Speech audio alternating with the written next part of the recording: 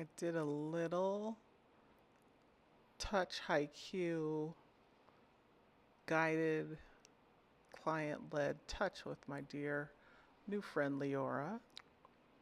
In this video, you'll see her guiding me. She's directing all the movements, all the things that she wants are what is happening relative to the touch that she receives from me as the Touch HighQ facilitator. We had a beautiful conversation before this and then got into cuddling so that she could experience it. Since we talked about things that are private, I figured I'd do this voiceover with these thoughts that I have here to come. It was a beautiful session, and we've got some work together coming up. I'm facilitating some cuddling events for her, and it was such a treat to be able to spend time with her on this day.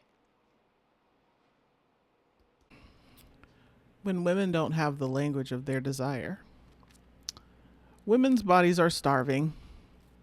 Not for sex exactly, not for romance particularly. They're starving for touch they actually want. Touch that meets the body instead of managing it. Touch that listens. Touch that satisfies instead of performs. We live in a culture where women are touched all the time. Hugged, grabbed, patted, kissed, nudged, pressed against, pulled close. Some of it's welcome. Some of it's tolerated. Some of it's endured in silence and occasionally fought. Very little of it is truly chosen, because most women were never taught how to name what they want, much less how to ask for it while they're in a position to receive it. That's the quiet ache underneath so many of our lives. A friend asked me, how do I add more of the touch that I want into my relationship? The sex is robust. The kids give me hugs as much as I want, but there's something in between and I don't know how to name it. We worked on it. She got to name it. But the bottom line is, we don't know the language of our own desire. That's why those sensual massage videos hit so hard. I don't know what your algorithm looks like, and maybe my algorithm is telling, but every once in a while, I'll see a video on the TikTok or YouTube short of a group of women on a girls' trip. All the beautiful setting and the beautiful massage table set up. And then you see them, the muscled men, the oiled hands, the slow, reverent attention that the women get. And you can see a woman lying there, her eyes closed, finally looking like she can relax. And if you read the comments, many, many women are hungry for just that touch that makes them feel good without any exchange. It might be easy to dismiss them as fantasy, but in this case, fantasy is diagnostic. These videos reveal something real. Women are desperate to be touched on their own terms. Maybe slow, attentive, generous touch. Touch that doesn't demand anything back. Touch without guilt.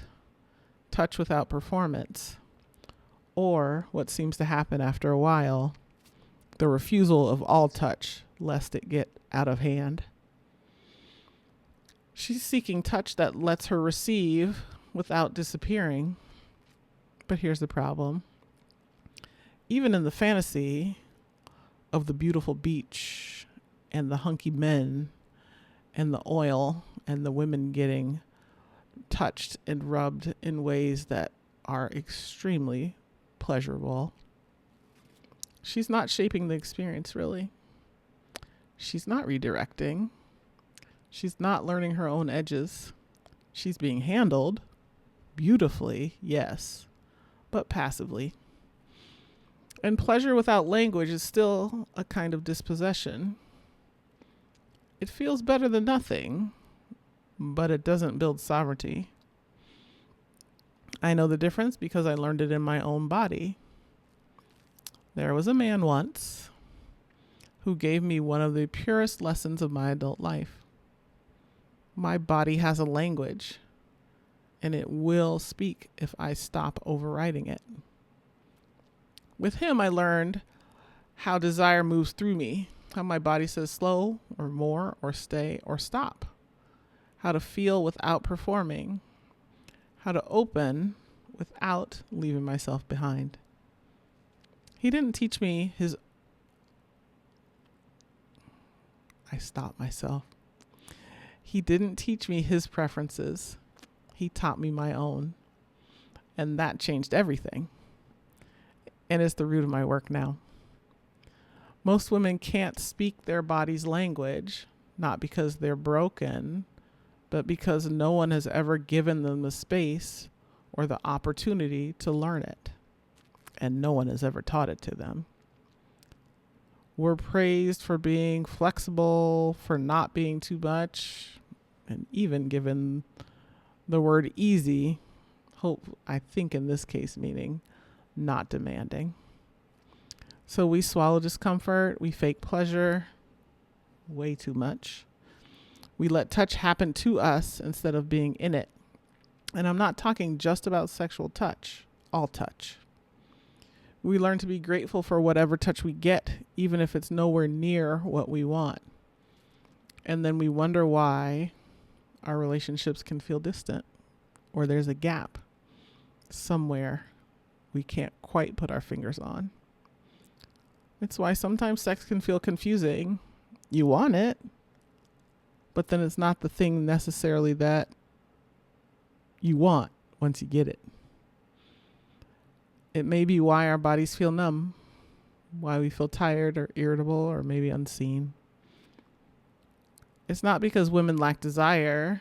It's because desire was never given a language. And real intimacy isn't built through talking. It's built through sensation. That's where my work lives. Not in problem solving, not in analysis, but in the body, in the nervous system, in the communication and development of strong literacy, fluency in the language of touch for your particular body. In teaching women, couples, and sometimes men, how to feel themselves while being touched, how to ask for what they want without apology, how to redirect without shame, how to say exactly slower, softer, more pressure as needed, and to give themselves permission to change their mind along the way. To know the difference between receiving and disappearing, to stay present in their bodies while in connection. Whether I'm working with a couple or an individual, the process is the same. We return to the body, we listen, we learn its language, and then everything opens up. Conversation becomes clearer. Touch becomes easier and more satisfying.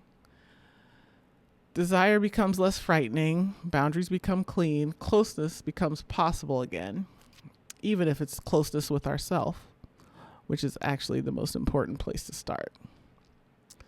The fantasy of the hunky men on the beach gives women a sensation, but embodiment and fluency in the language of your own body and touch for you gives you sovereignty. You own you and decide what happens to you. And what we've always wanted is not to be handled perfectly, is to be able to say right there, less pressure, not yet, stay, more, this, yes. Even if that's as simple as a hug. It doesn't have to be deep, but it can be deeply satisfying. We want to be partners in our pleasure, not passengers, not service people, partners. We want to feel ourselves while being touched. We want to be in the experience instead of performing it. We want touch that meets us, connection that doesn't cost us, a sense that we belong in our own bodies again. And that begins by learning the language of our desire, a language that was always there, waiting for us to listen. So as we ended our session, she's reflecting now on what it felt like, about the tenderness that she felt, the connection that she felt, how much she enjoyed being able to direct the touch, because lots of times women are not really in a position to do that. So she really appreciated that and had a good time. We said thank you, hugged goodbye at the end.